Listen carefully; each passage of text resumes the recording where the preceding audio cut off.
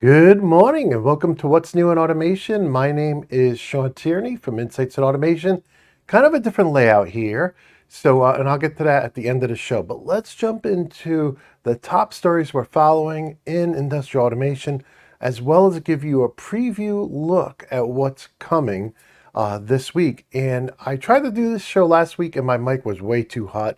So I ended up just removing it from YouTube. So we're going to call this episode 1 of What's New in Automation, even though I did have a trial run last week that didn't go so well. But I hope your Monday morning is off to a great start. Today is Monday, August 5th, 2024. It is 8:06 in the morning now. And let's go ahead and take a look at our first story here. These are the news stories that I went back and looked at all the news I covered last week, and these are the top news stories I covered. The first was Emerson's new Ovation 4.0. We talked about this on the Automation Morning Show. It is set to deliver AI-ready automation. I thought this was very interesting, and we've been following everything AI when it comes to industrial automation. I also find it interesting. I was watching an interview with I can't remember the name of the guy. It was Tucker and this other guy who's doing AI development. Very interesting to see that they don't really know much about what's happening in industrial automation when it comes to AI, even some of the top AI people in the world. But we do, and we're going to continue to cover it here on the show. From there, we went over to Banner. I think this was probably the best product I saw, or the one that was most interest to me last week. This was their R95C hybrid. This is analog and digital I/O. This is your machine mount type I/O, and this talks Modbus, and they have all kinds of different. We had a whole podcast with Banner on their remote I/O solutions, from IO-Link to Modbus to Ethernet, Profinet, and Modbus TCP. So all those different units they have out there.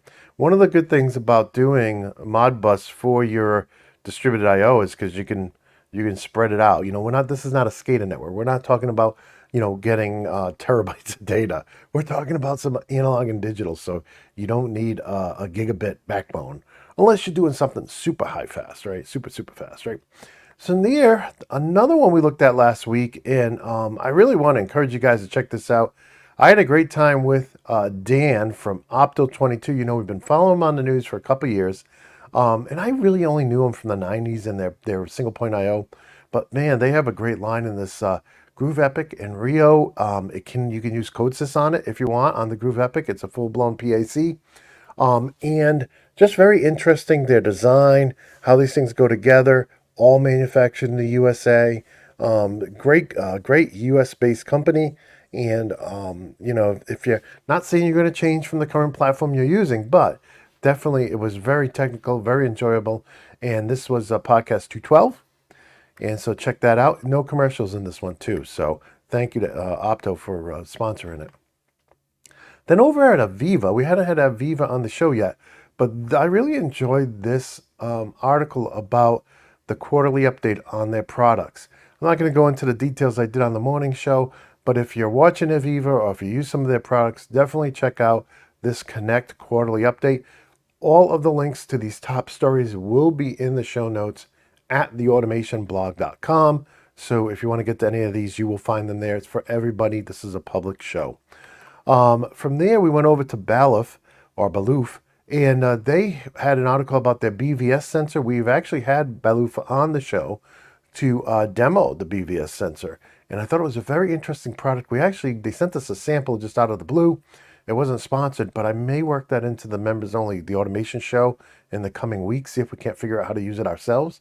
But between now and then, I did want to highlight this article. This is definitely an interesting product, and we do have a really deep dive on the automation podcast on this. From there, we went over and we had a new episode of the Automation Show in Minute. And this is actually how I'm going to start doing the morning show as well. So this is, an overview of their Data Highway Plus to Ethernet gateway. And I go through and I set it up from scratch, about a 35-minute video where I set it up just, I don't do an unboxing because they sent me kind of the demo mode with the wall wart instead of the production mode, the production model.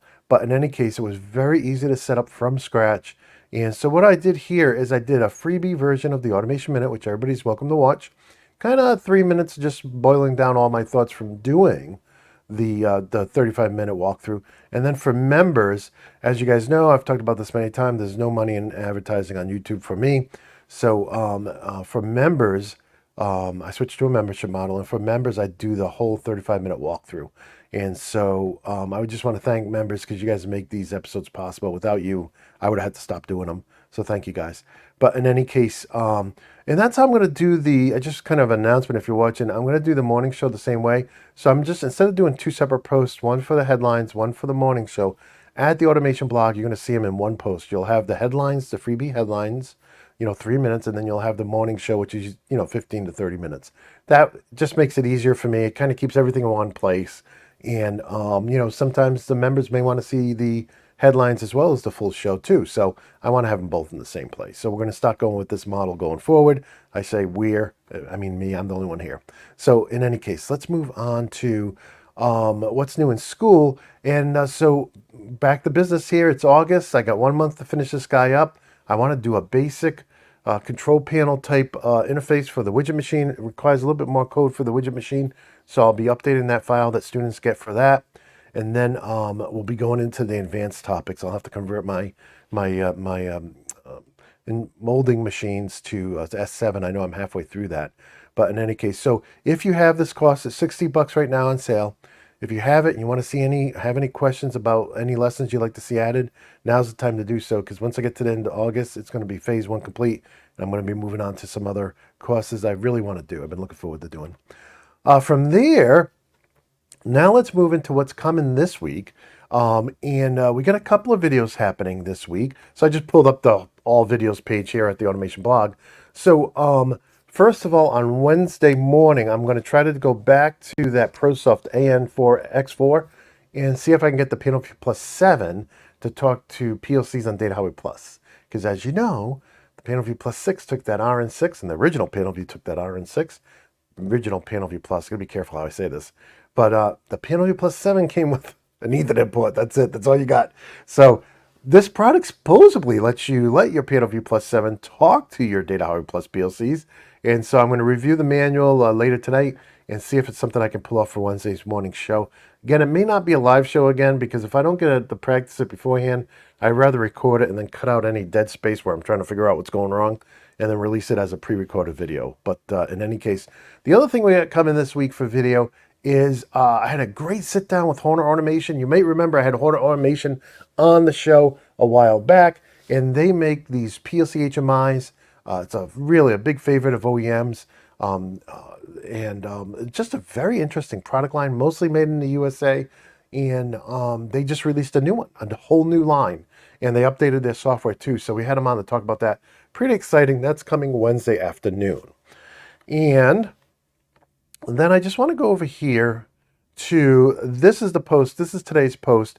Of course, you'll find this on every place we stream. Just a note, I'm not streaming the locals anymore. That I have to add a new key every single day, and it's this like 3-minute process of generating a key and then updating StreamYard, and then I've been doing it for over a month, and or maybe 2 months. And until locals can upgrade their system, I would love to support locals, but I need a single stream key, just like Rumble. And I need to have multiple tiers so I can add the $10 tier so we can have parity with YouTube and the automationblog.com. But until they do, I'm not going to be going through that rigmarole. I want to, but it's one thing I got to take off my plate. So until they fix their system and modernize it, I'm not going to be streaming on locals. But in any case, so this is at the Automation blog. Of course, if you're on YouTube, you'll see the video on YouTube. There's a playlist for this on YouTube. If there isn't, maybe I didn't create one. I will create it. But in any case, this is the post you'll see over at the Automation blog. And here are the links. I wanted to show you the links we have for the top stories, and then the week at a glance. So we're doing the show today. Tomorrow, I'll be back with the news, both the members-only Automation News show and the free public headlines show. Then Wednesday, I just talked about these, PanelView Plus EIP to DHP, and then Horner Automation's new HMI PLC. Thursday, no show. So important note, I actually have students coming in. I'm doing in-person training on Thursday. That's something new we're doing. 1 to 4 people for, if you want us to include lunch, $900. So if you have 4 people and you wanted me to teach them on Control Logics, Compact Logics, S7, anything that I have courses on, that's a great deal. You can actually have a course here for 4 days for 4 people. Now these are ad hoc courses. We'll cover whatever you want as long as I know it. You can do it for more than what people charge for a single person for a week. So just get in contact with me if you have any interest in that. And then Friday, I put this in here. I put a couple of pictures in here. So on Friday, right, we'll have the level 2 members, and I want to thank all level 2 members. You guys have been very patient. We're going to start this Friday. I've already scheduled it. We're going to do the Q&A at 8:30 from 8:30 to 9. Live Q&A. I'll have some, in case people don't show up, I can have some so people can watch it after the fact. I'll have some of the recent Q&A that came in. This is available for members on YouTube, on the Automation blog. You go to that join link there. That's a drop down. You see more, there's more choices down there. And students can also get this on lesson 110. Okay, and then after the 8:30 to 9 weekly level 2 Q&A, and we may extend that in the future, make it longer, but for now, because it's just starting, we're going to do a half an hour. We're going to do office hours for students. So if you're enrolled in any of my courses at theautomationschool.com, that's over $50, $50 or $49 or more, then you can come join this Teams meeting. Check out lesson 1.11. I spent a lot of time on Saturday adding this lesson to every single course. That's $49 or more. And that's a 1-hour Teams meeting where you can pop in and ask me anything you want on the courses you're enrolled in. If you're enrolled in Control Logics, but all your questions are about FactoryTalk View, if you're not enrolled in FactoryTalk View, please do not come in and also no confidential information in these Q&As, because we're going to have students popping in and out. So it's like a virtual office hours, like I'm in my office and you're a student coming in, right? I know most of us are too old to be students, but in any case, we're students for life, right? And so people will be coming in and out. So one of the things I say on that lesson is no confidential information, because people may be popping in and out. But in any case, please don't come and ask questions that are not about, like people will, and I've had this happen. People will ask questions way outside of the course content. I'll try to help, but I'm not guaranteed that I'm going to spend hours and hours trying to answer questions on content I don't cover, especially when it's a totally different product, right? So in any case, just a little side note there. And then I'm going to try to do a public question of the week, like take the best question I got and then do a little 2-minute video on it. I love doing those type of videos. And so we're going to see how time goes on Friday. But in any case, so that is the schedule for the week. So we talked about the top stories from last week. We talked about what's going on today and this week, and that is what's new in industrial automation. If you're interested in becoming a member, you can learn about all the different, and I'm trying to update this on a regular basis, but you can learn about all the different benefits of being a member and supporting my work over at theautomationblog.com/join. You can see the link to sign up here at the Automation Blog or on YouTube. I'm trying to keep parity between the two of those, and maybe someday locals when they add the second tier and a single streaming key. But in any case, you can see I try to list it out here what's going on, and I probably do have to update it a little bit. But in any case, it's like 95% accurate right now. And with that, here you can see our YouTube channel where you can join there as well. And that's the end of today's show. What's new in automation for this week? Look forward to seeing you guys back here tomorrow for the news, and then Wednesday for probably putting a PNLP Plus 7 on Data Highway Plus. So something you're not supposed to be able to do, right? In any case, I want to wish you all an awesome week if I don't see you the rest of the week, and just want to wish you all good health and happiness. And until next time, my friends, peace.